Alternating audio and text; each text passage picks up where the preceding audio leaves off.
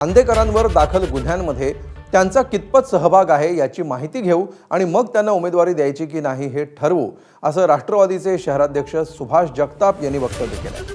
हत्येच्या गुन्ह्यामध्ये तुरुंगात असलेल्या आंदेकरांना उमेदवारी देण्याबद्दल अजित पवारांच्या राष्ट्रवादीमध्ये चर्चा होणार आहे. काल न्यायालयानं सूर्यकांत लक्ष्मी आणि सोनाली यांना निवडणूक लढवायला परवानगी दिली आहे. सोनाली ही हत्या झालेले राष्ट्रवादीचा माजी नगरसेवक वनराज अंदेकरची बायको आहे.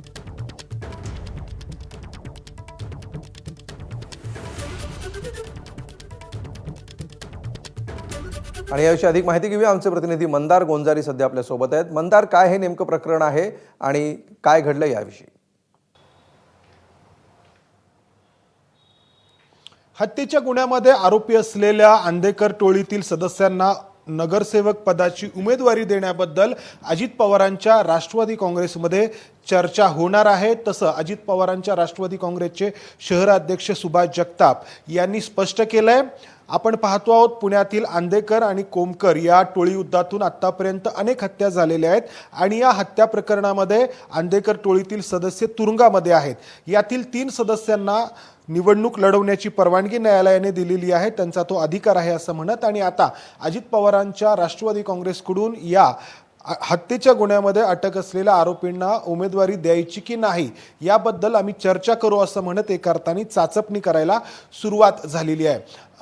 अंदेकर आणि कोमकर यांच्यातील रक्तरंजित इतिहास जो आहे तो मागील वर्षीपासून सुरू झालेला आहे. मागील वर्षी सर्वात आधी सप्टेंबर महिन्यात वनराज अंदेकरची हत्या करण्यात आली. त्या हत्येचा बदला म्हणून यावर्षी सप्टेंबर महिन्यामध्ये आयुष कोमकरची हत्या करण्यात आली आणि काही दिवसांपूर्वी पुण्यातील येवलेवाडी भागामध्ये काळे नावाच्या एका दुसऱ्या व्यक्तीची हत्या करण्यात आली. या दोन्ही हत्यांच्या प्रकरणामध्ये, मग आयुष कोमकर आणि या काळे नावाच्या व्यक्तीच्या हत्येच्या प्रकरणामध्ये सूर्यकांत अंदेकर हा आरोपी आहे. त्याचबरोबर सूर्यकांतची बहीण, सूर्यकांतची सून, त्याचा मुलगा आणि इतर नातेवाईक अटकेमध्ये आहेत. त्यापैकी सूर्यकांत अंदेकरांनी स्वतः वनराज, ज्याची हत्या झाली मागील वर्षी, वनराज अंदेकर, त्याची बायको सोनाली अंदेकर आणि आणखी एका व्यक्तीने निवडणूक लढवण्याची परवानगी मागितली. न्यायालयाने ती दिली. मात्र प्रश्न होता पक्ष कोणता असेल. तो पक्ष पुन्हा एकदा अजित पवारांचा राष्ट्रवादी काँग्रेस पक्षच असण्याची शक्यता आहे.